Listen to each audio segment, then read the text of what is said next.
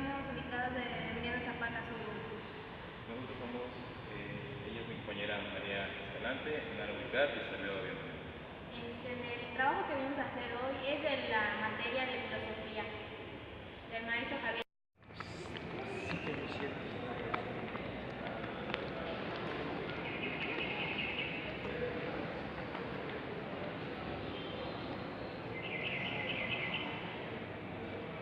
Estamos en el Palacio de Gobierno, donde le vamos a hablar de las artes.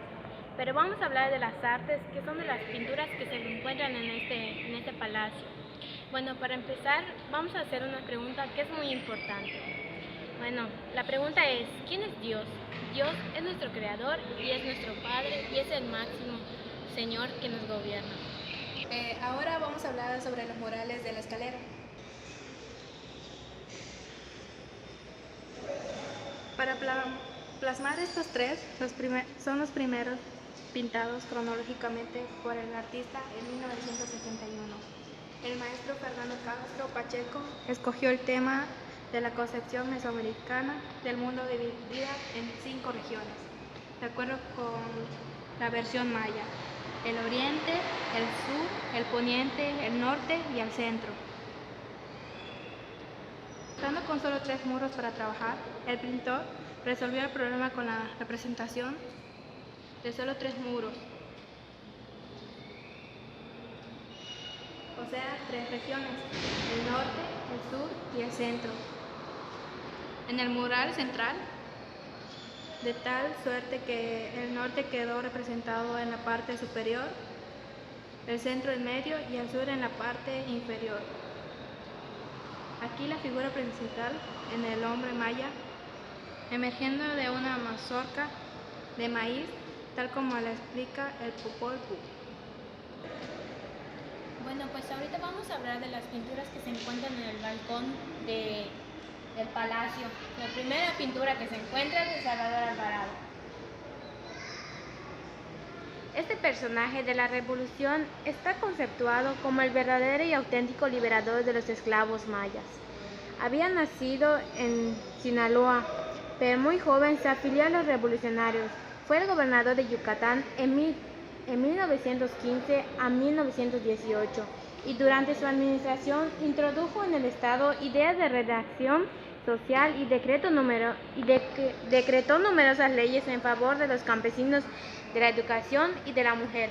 Por eso es tan importante esta pintura aquí en el Palacio de Gobierno. Esta es la segunda pintura donde veremos que se encuentra el hombre en marcha. Este mural se halla emparentado con el de las manos del cortador de Nequén.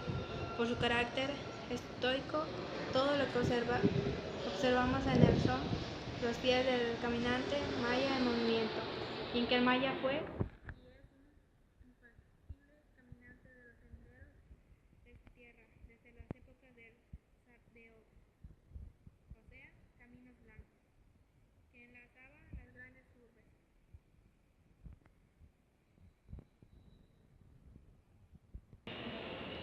Bueno, pues esta es la figura, la imagen de la que se llama la reforma agraria, es la pintura número 3. Felipe Carrillo Puerto y Lázaro Cárdenas son cada uno en su época paladines de la obra redentora del campesino maya. Los dos fueron hombres de mercado, relieve histórico, comprometidos con las justas causas del pueblo yucateco. A Cárdenas se deben a nivel nacional la expropiación petrolera y los repartimientos agrarios, pero fue Carrillo Puerto quien primeramente llevó a cabo los repartos de la tierra a los campesinos mayas y además puso en funcionamiento un avanzado cuerpo de leyes para el beneficio del pueblo yucateco. En respuesta a su meritoria labor, fue traicionado y ejecutado por sus enemigos el 13 de enero de 1924. Esta es la pintura número 4, la que está denominada como las manos del cortador de Nequén.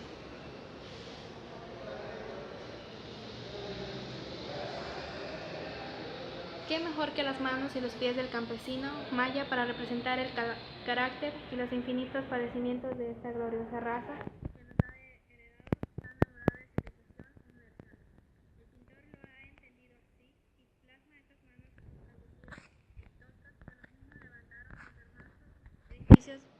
todavía hoy nos asombra. Esta es la última pintura que se encuentra en los balcones del palacio, que se llama La Lucha de México.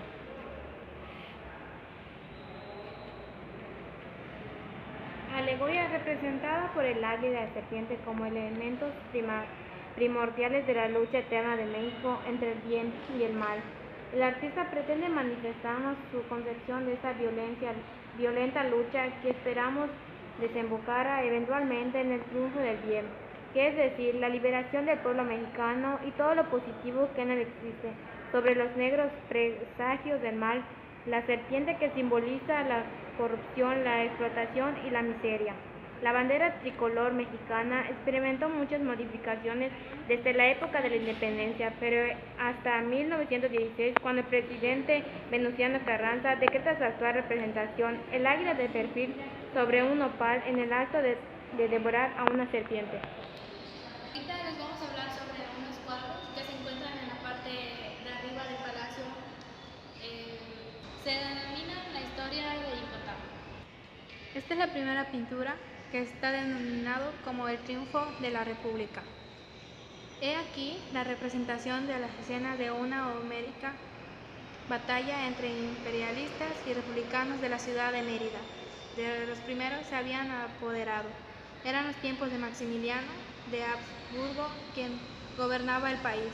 En todos los frentes se combatía ferozmente con las imperialistas y después de derrotarlos, Benito Juárez hizo fusilar a Maximiliano en el Cerro de las Campanas.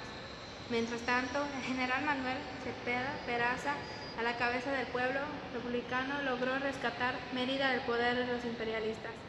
El 15 de julio de 1867, Cepeda consumó totalmente el triunfo de la República en la península. Ahora le vamos a hablar de la pintura número 2.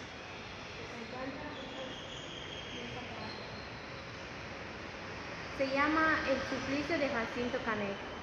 El 19 de noviembre de 1761 estalló en el pueblo de Xisteil un levantamiento de indios mayas encabezado por Jacinto Canek. Esta sublevación fue la respuesta a las deplorables condiciones en que vivían los indígenas en la época colonial. Aunque al principio la suerte pareció sonreír a los sublevados, pronto la superioridad de las armas y las tácticas de guerra de los blancos se impusieron sobre aquellos hombres desorganizados que solo contaban con sus flechas y algunas viejas escopetas para defenderse. Canek fue hecho prisionero y condenado a muerte junto con varios de sus seguidores. La ejecución se llevó a efecto en la Plaza Mayor de Mérida, justamente enfrente de la Casa de Montejo, el 14 de diciembre de 1761, a las 8 de la mañana. El sanguinario acto fue presenciado por el gobernador, los más disgustados capitanes y los encomenderos más ricos de la provincia. Canek fue descuartizado con las barretas y tenazas al rojo vivo. Luego quemaron sus despojos y arrojaron sus cenizas al viento. Esta es la pintura número 3, que se denomina Instrumentos de Dominación.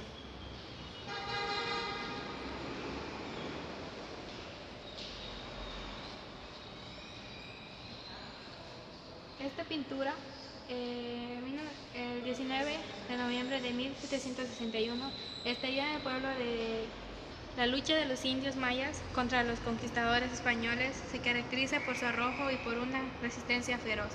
No se sometieron pacíficamente como otros pueblos de América, y sí, en cambio, demostraron un indestructible espíritu de libertad, de no dejarse oprimir por raza extranjera alguna, pero la superioridad de las armas y los instrumentos de tortura hispánicos los venció finalmente. Bueno, pues es la pintura número 4, que se denomina como la Nachipocón. El señor Sotuta simboliza la resistencia maya indomable, uno de los grandes caudillos mayas de la época de la conquista. Su recio espíritu rebelde contribuyó a su heroica resistencia ante los españoles, provocándoles muchas bajas a los conquistadores. En la cual está denominada como Gonzalo Guerrero. Este valiente marinero naufragó en las costas de Yucatán, salvándose de morir junto con el religioso Jerónimo de Aguilar. Al llegar a la tierra fueron capturados por los mayas, quienes los encerraron en unas jaulas. 8 años más tarde, Hernán Cortés, quien pasaba por Yucatán, rescató a Aguilar, pero Guerrero, quien ya se había casado con la hija del cacique de Chetemel, hoy Chetumal, y procreado, rechazó marcharse con Cortés. Esta es la pintura número 6, llamada Francisco de Montejo. Francisco de Montejo inició la conquista de Yucatán, adelantado Francisco de Montejo, pero ya cansado decidió dejar entre manos de su hijo del mismo nombre al concluirla. Falleció en España, pobre y abandonado. Su hijo Francisco fue quien verdaderamente culminó la conquista de Yucatán. Fundó la ciudad de Mérida en 1542 y murió en la misma 23 años más tarde. Esta es la figura número 7, que se denomina Fray Diego de Landa. Nació Diego de Landa en Cifuentes de la Alcarria, antiguo reino de Toledo, en 1524 y arriba a Yucatán en 1549, donde permanecerá hasta su muerte ocurrida en 1579. Llegó a ser obispo de Yucatán y dejó a su paso por estas tierras peninsulares una honda huella de extraños matices que lo condenan por una parte. Esta es la pintura número 8, que se denomina como sequía, peste y hambre. Antes de la llamada era del Enequén, en la que surgió la abundancia en la península de Yucatán, que solo dependía del maíz para su subsistencia, padeció un total de déficits, hambrunas debidas a la escasez del grano o severas sequías que azotaban la península. Esta es la pintura número 9. El padre Velázquez, 1773-1828, capellán de la ermita de San Juan Bautista en los albores del siglo XIX. Fue un liberal que creía poder conciliar los sanos preceptos de los evangélicos con los sagrados derechos de la naturaleza ha concedido a todos los hombres. Esta es la figura número 10 y se llama La Conquista.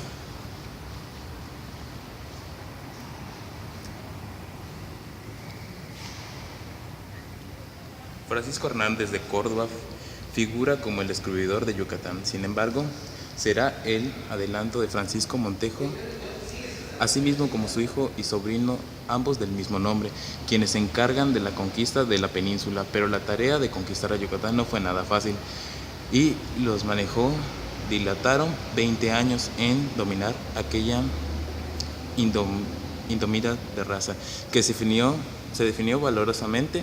Finalmente, el 6 de enero de 1542, es fundada la ciudad de Mérida.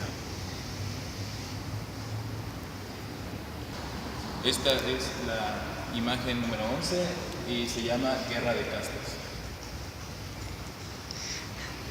La llamada Guerra de Castas de Yucatán perduró por más de 50 años y cegó más de 300,000 vidas a cabo de diluyéndose en rencor histórico, sin paz política ni armonismo histórico. Sin paz política, luego uno de los episodios más sangrientos de la historia peninsular. Existen muchas tesis respecto a los movimientos que dieron pie a la iniciación de la guerra, y una de ellas es su estalización